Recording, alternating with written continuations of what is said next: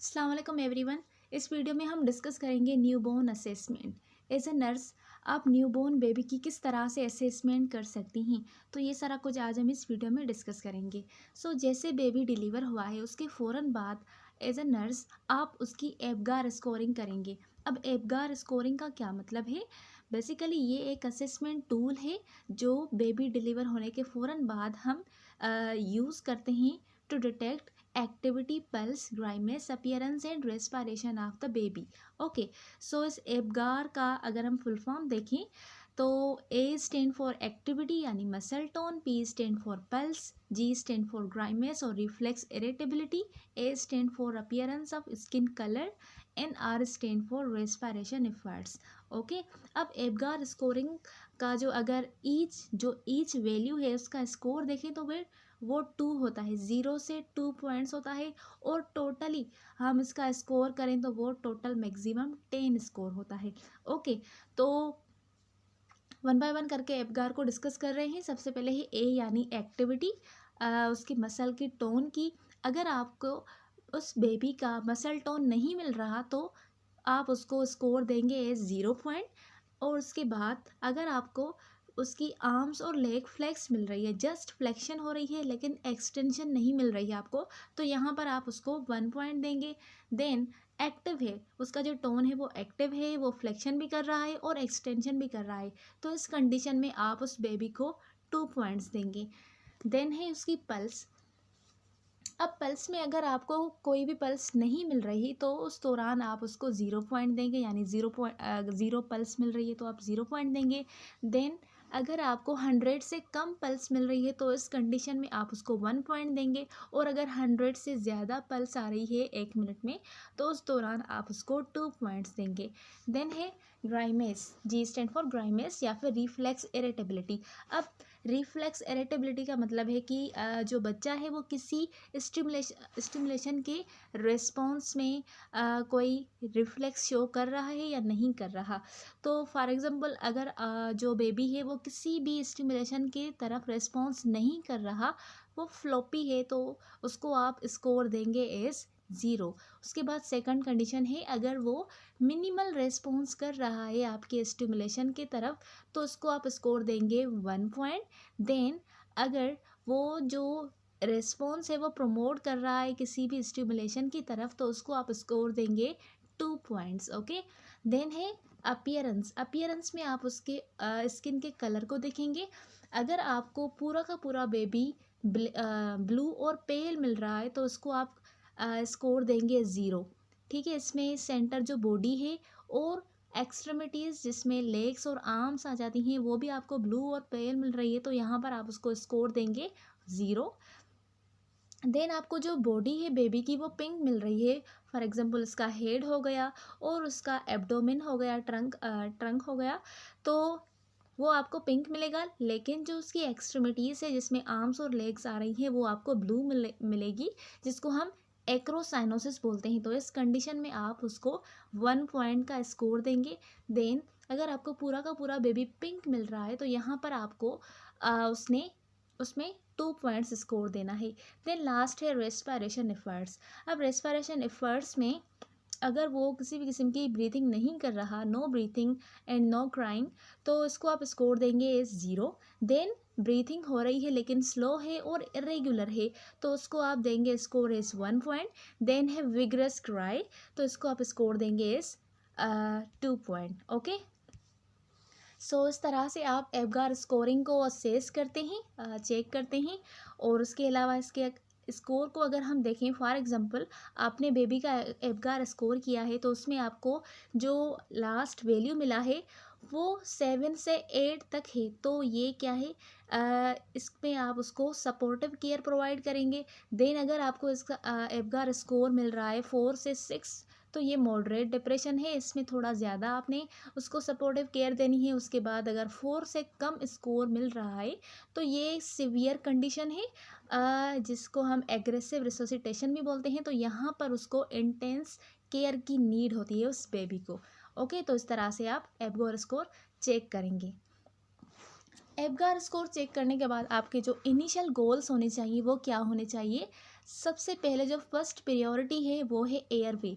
उस बच्चे का एयरवे क्लियर करना है आपने bye the help of bulb syringe and deep suction. Bulb syringe और डीप सक्शन की मदद से आप उसके एयरवे को क्लीन करते हैं, यानी सक्शन करते हैं। सक्शन का सिंपली मतलब है जो उसका एयरवे है उसमें किसी भी किस्म का म्यूकस, कोई वेस्ट प्रोडक्ट वगैरह है वो फंस गया है, जिसकी वजह से जो बेबी है वो ब्रीथ नहीं कर पा रहा, उसको ब्रीथ करने में डिफ़िकल्टी हो रही है। तो उसके लिए जल्द से जल्द आपने उसको सक्शन करनी है by the help of bulb syringe and deep suction. Okay, because newborns are obligatory nose breather. अब इस लाइन का क्या मतलब हुआ? ऑब्लिगेटरी का मतलब है टोटली एक ही चीज़ पर डिपेंड होना। तो जो न्यूबॉर्न्स हैं वो टोटली नोज से ब्रीथ करते हैं, वो माउथ का यूज़ नहीं करते। क्योंकि ये टोटली नोज से ब्रीथ कर रहे हैं तो इनका जो एयरवे है वो क्लियर होना चाहिए। अगर इनका एयरवे क्लियर नहीं होगा तो इनको ब्रीथिंग में डिफ़िकल्टी होगी। दैट्स वाई हमारी जो फर्स्ट प्रायोरिटी होनी चाहिए एज अ नर्स, वो एयरवे को क्लीन करना चाहिए through bulb syringe and deep suction. Then है सेकंड प्रायोरिटी। सेकंड प्रायोरिटी ये है कि हमने उस बेबी को वार्म करना है। वार्मथ वार्म क्यों करना है? बिकॉज बेबी का टेम्परेचर डिक्रीज़ हो जाता है, हाइपोथर्मिया में चला जाता है, जिसकी वजह से मोस्टली बेबीज़ की डेथ भी हो जाती है। तो इसीलिए जो हमारी सेकंड प्रायोरिटी है वो ये है कि हमने उसको वार्म करना है, ड्राई करना है विथ अ ब्लैंकेट और place in warmer. Warmers hospitals में अवेलेबल होते हैं, तो उन वार्मर में आपने उस बेबी को रखना है ताकि उसका जो टेम्परेचर है वो मेंटेन रहे। ओके, तो ये आपके इनिशियल गोल्स थे न्यूबॉर्न बेबी के लिए। देन है इसका circulation status system, circulatory system में जो ब्लड फ्लो करता है from umbilical vessels and placenta stops at birth, वो स्टॉप हो जाता है। क्योंकि हमने पढ़ा था पिछले लेक्चर में फीटल सर्कुलेशन, तो वो किस तरह से हो रहा था? प्लेसेंटा से बेबी जो फीटस है उसका डीऑक्सीजनेटेड ब्लड ऑक्सीजनेटेड हो रहा था। लेकिन अब जो फीटस है उसकी डिलीवरी हो गई है, बेबी बोर्न हो गया है, तो जो अम्बिलिकल वेसल्स और प्लेसेंटा से ब्लड फ्लो हो रहा था वो अब स्टॉप हो गया है क्योंकि बर्थ हो गई है। ओके, देन एक कंडीशन है एक्रोसाइनोसिस, जिसको हम blueness of hands and feets बोलते हैं।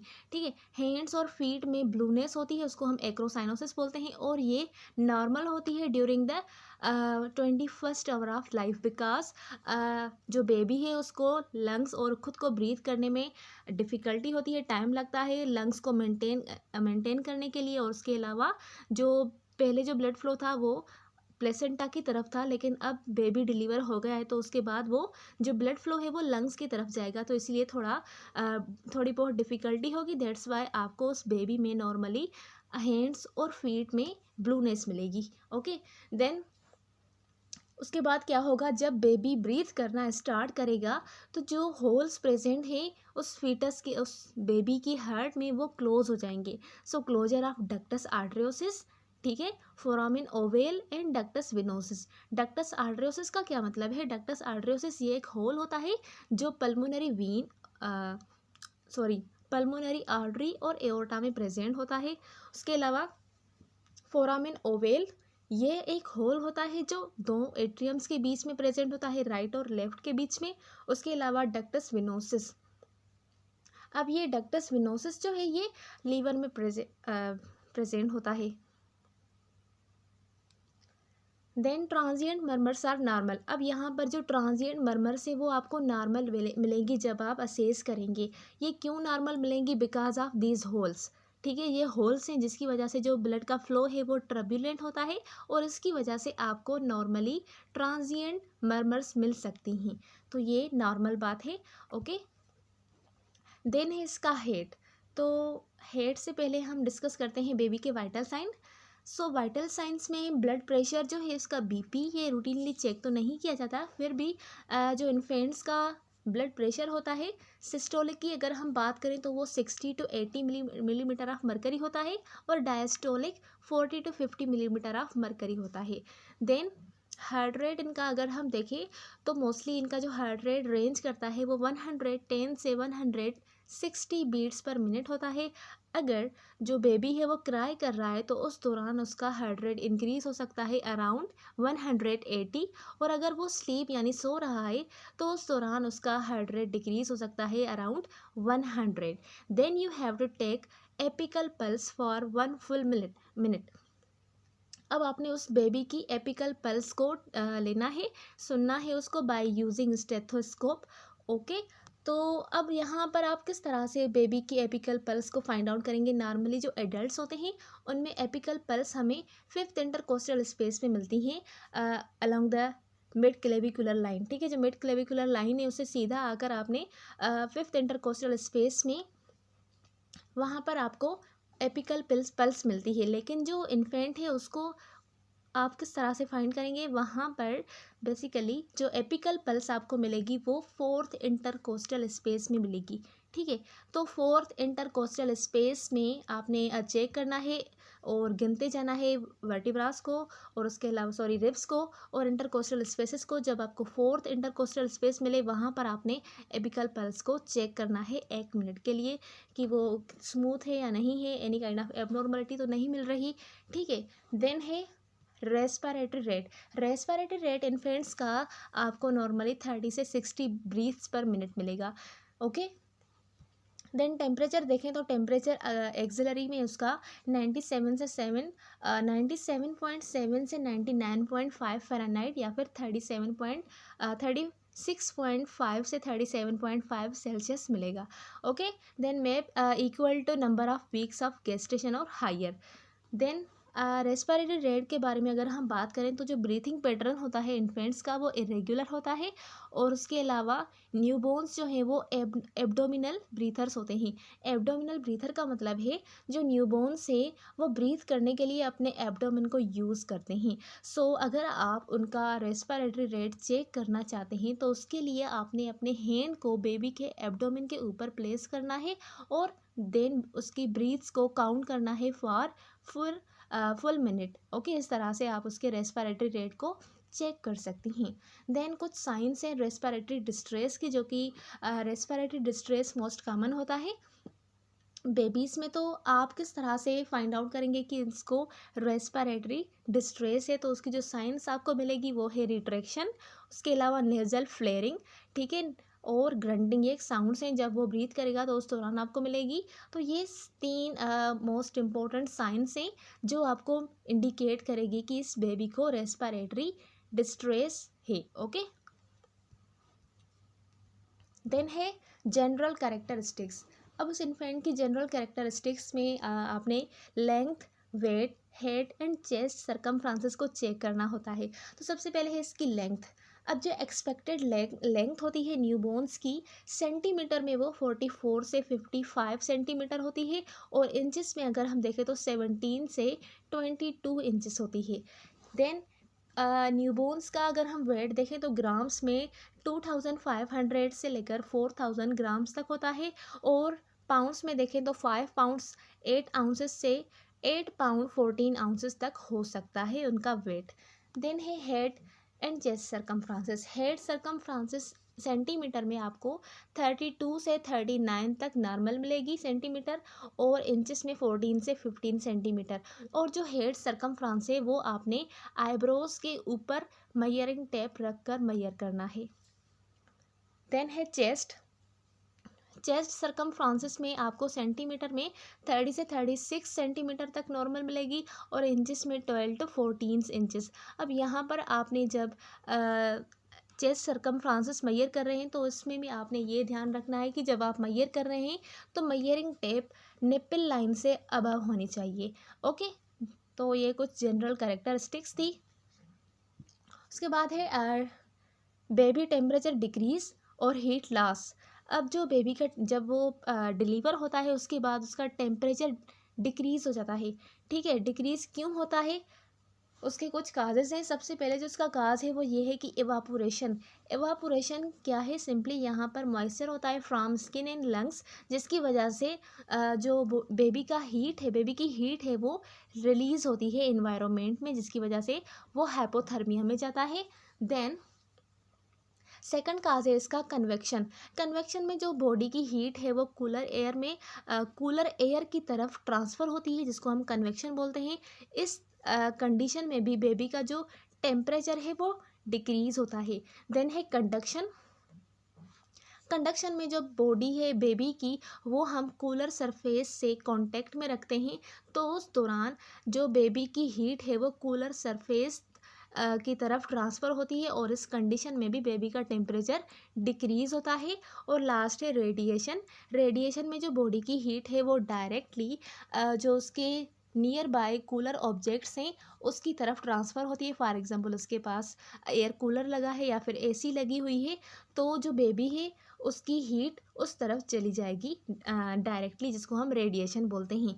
तो इस तरह से ये सारे काजेज़ हैं जिसकी वजह से जो न्यूबॉर्न है बेबी, उसका टेम्परेचर डिक्रीज़ हो सकता है। और हमें पता है जब बेबी हाइपोथर्मिया में चला जाता है तो इसकी वजह से उस बेबी की डेथ भी हो सकती है। तो आपने एज अ नर्स ये सारी चीज़ें नोट करनी है और बेबी को जल्द से जल्द वार्म करना है और उसको वार्मर के नीचे रखना है ताकि उसका टेम्परेचर डिक्रीज़ हो, और उसको ड्राई करना है। Okay, umbilical vein I think हमने पढ़ ली, नहीं पढ़ ली।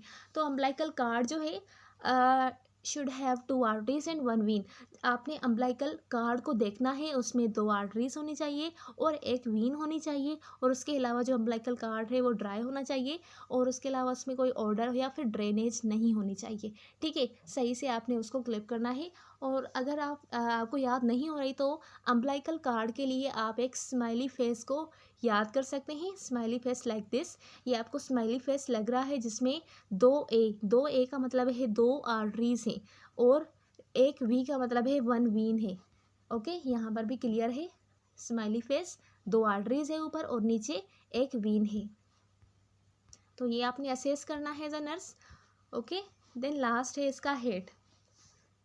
अब हेड में आपको केपोड सुकेंडिनम ये एक टाइप है। तो इसमें आपको जो हेड है उस बेबी का, उसमें एडिमा मिलेगी। Oedema simply collection of fluid आपको उसके हेड में मिलेगा, लेकिन ये जो फ्लूइड है ये सूचर लाइंस को क्रॉस नहीं करेगा। It look likes baseball cap. ठीक है, बेसबॉल कैप की तरह आपको देखेगा, जैसे कि इसको कैप पहनी हुई है।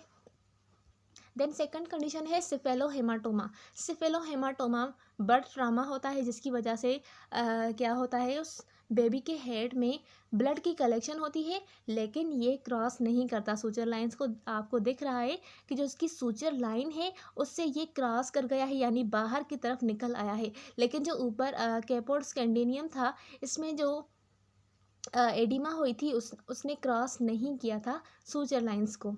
ओके, देन है मोल्डिंग। मोल्डिंग ये एबनॉर्मल हेड शेप को हम बोलते हैं, जो कि प्रेशर की वजह से होती है और ये नॉर्मल होती है। ठीक है, प्रेशर की वजह से इसका जो हेड का शेप है वो मोल्ड हो जाता है, चेंज हो जाता है, जो कि नॉर्मल होता है। उसके बाद है फोंटोनेल्स। अब फोंटोनेल में बल्जिंग और संकिंग हो सकती है। बल्जिंग का सिंपली क्या होता है, बल्जिंग में वो बल्ज हो जाते हैं outward because of increase intracranial pressure और हाइड्रोसेफलस और इंक्रीज इंट्राक्रेनियल प्रेशर की वजह से जो फोंटोनेल है वो बल्ज हो सकते हैं। उसके अलावा डिहाइड्रेशन की वजह से फोंटोनेल सनकिन भी हो सकते हैं। अब यहाँ पर एक दूसरी पॉइंट लिखी हुई है, फोंटोनेल में B bulging when the newborn cries, vomits or is lying down. This is normal. जब जो बेबी है जब वो क्राई करेगा, वोमिट करेगा या फिर वो डाउन पोजीशन में लाई कर रहा है, तो उस दौरान उसके फोंटोनेल बल्ज कर सकते हैं, जो कि एक नॉर्मल है। तो इसको आपने ये सीरियस नहीं लेना, क्योंकि नॉर्मली जब बेबी क्राई करेगा, वोमिट करेगा या फिर लाइंग डाउन वाली पोजीशन में है, तो उस दौरान उसका जो फोंटोनेल है वो बल्ज कर सकते हैं। Okay, so this was the quick whole concept about newborn assessment. I hope कि आपको आज की वीडियो क्लियर हो गई होगी। मिलते हैं अगले वीडियो में, तब तक के लिए अल्लाह हाफिज़।